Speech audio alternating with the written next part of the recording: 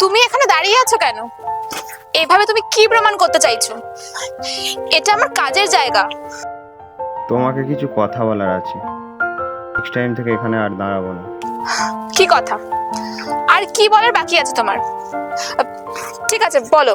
এখানে অফিসের সামনে, এখানে অফিসের লোকজন আছে। না, যা বলার তুমি এখানেই বলো।